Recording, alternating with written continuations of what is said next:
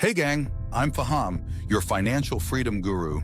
Let's turn your dreams into billionaire success stories. Imagine a private island, crystal clear waters, hidden from the public eye, owned by one of the most infamous figures in modern history. Sounds like something out of a thriller, right? But this isn't fiction.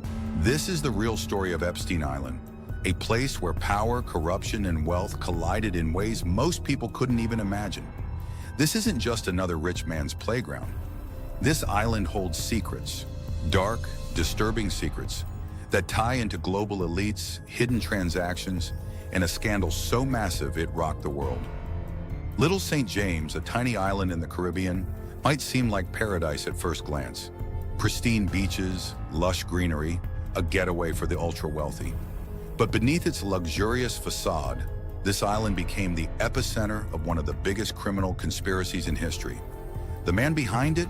Jeffrey Epstein, a name that sends chills down the spine of anyone who's ever dug deep into the world of high society, finance, and manipulation. But before we talk about the island, let's rewind. Who was Epstein? How did he even afford a private island in the first place? Because here's the thing. Jeffrey Epstein wasn't your typical billionaire. He wasn't an oil tycoon, a tech genius, or a Wall Street prodigy. His wealth seemed to appear out of nowhere.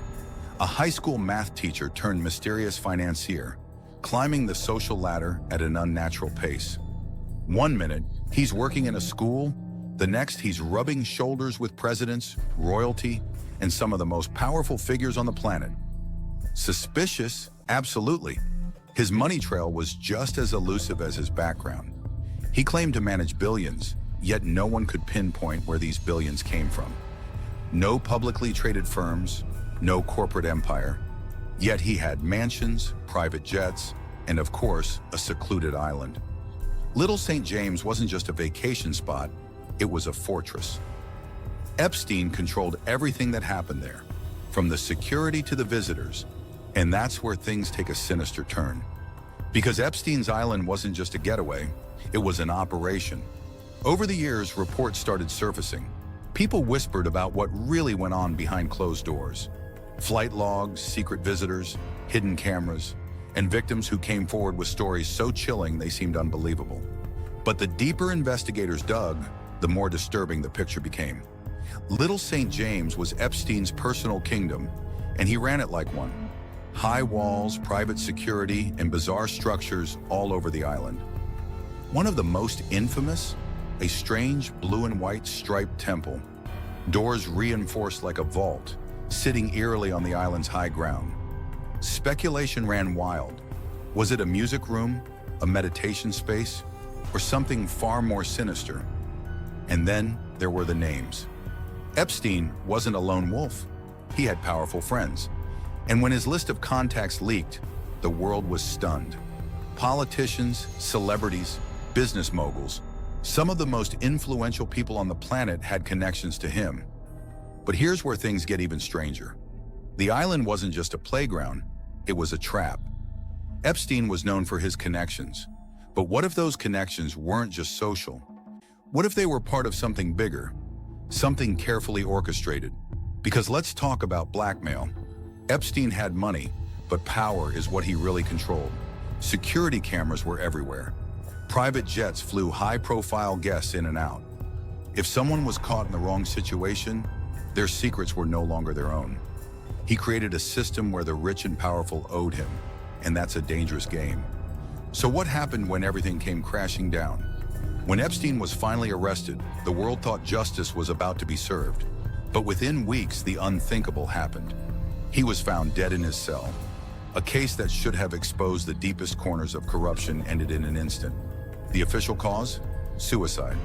But ask anyone who's been following the case, and they'll tell you, it doesn't add up. Surveillance cameras malfunctioned, guards were asleep, and a man with everything to lose was suddenly silenced forever. But what about the island? After Epstein's death, the US government seized Little St. James, and it became a crime scene. Investigators combed through the land, looking for evidence, but many believed the real damage had already been done. Files destroyed, secrets buried, and the people who should have been held accountable walking free. As of today, the island remains in legal limbo. There are whispers of it being sold, rebranded, erased from history. Its worth? Estimates range from $60 million to over $100 million. But the true value isn't in its price, it's in the secrets it holds. Because Epstein may be gone, but his legacy, his connections, and the unanswered questions surrounding him remain. But the story doesn't end there. In fact, the more you dig, the more disturbing it gets. Because Epstein wasn't the only one involved. If this was just about one man, the case would have been simple. But what about the people who visited that island? What about the ones whose names were in those flight logs? Some of the world's most powerful figures were linked to Epstein. Presidents, billionaires, Hollywood elites, tech moguls. Yet after Epstein's death, the investigation into them seemed to disappear. Why? Think about it. If a man like Epstein could accumulate so much wealth and influence without a clear source of income, who was really funding him? Who was protecting him? Because you don't rise to that level without serious backing. He wasn't just another rich guy, he was a facilitator, a gatekeeper, a man with access to people and places most of us could only imagine. There's something deeply unsettling about the way this entire case has been handled. The media covered it for a while, but then silence. Stories buried, witnesses ignored, key figures never questioned. It's as if the world was told to move on. But should we? Because if Epstein's island was just one piece of a larger puzzle, then what else is out there? How many more places like this exist? How many more people are operating in the shadows, hidden behind billion-dollar bank accounts, offshore trusts, and high-powered lawyers? And here's where it gets even more interesting. Epstein owned more than just Little St. James. He also had land in New Mexico, a mansion in Manhattan, a luxury estate in Palm Beach, and a sprawling ranch where, according to some reports, he had plans that were even more bizarre than anything on the island. Some say he was obsessed with eugenics. Yes, eugenics, the idea of selectively breeding humans for intelligence and power. He allegedly wanted to create a superior bloodline using his own DNA. Sounds like something out of a dystopian novel, right? But this was real. And yet, even with all this, the story was shut down faster than it should have been. The mainstream narrative became, Epstein is dead, case closed. But what about the network behind him? Because you don't just erase something this big overnight. The island is still there.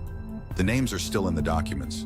The transactions, the flight logs, the testimonies, they still exist. So who owns Epstein's island now? After his death, Little St. James and its neighboring island, Great St. James, were put up for sale. The asking price? Over $110 million for both. But here's the catch. Who would want to buy an island with this kind of history?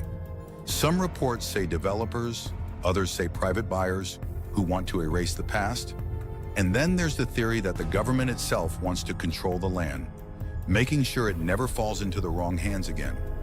But let's be real. This island was never about real estate value. It was about power. Whoever controlled it controlled the secrets. And secrets in this world are worth far more than money. And maybe that's why we'll never know the full truth. Because if the people involved are powerful enough to make an entire criminal case disappear, they're powerful enough to make sure their names are never spoken in the same breath as Epstein's again. So where does that leave us? It leaves us with questions, unanswered, uncomfortable questions. Questions that demand accountability, that require us to look beyond the headlines and ask, who really runs the world?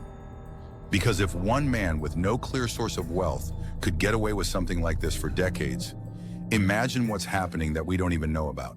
Stay sharp, stay informed. And remember, financial freedom isn't just about money, it's about knowing who really holds the power. Leave your thoughts in comment section.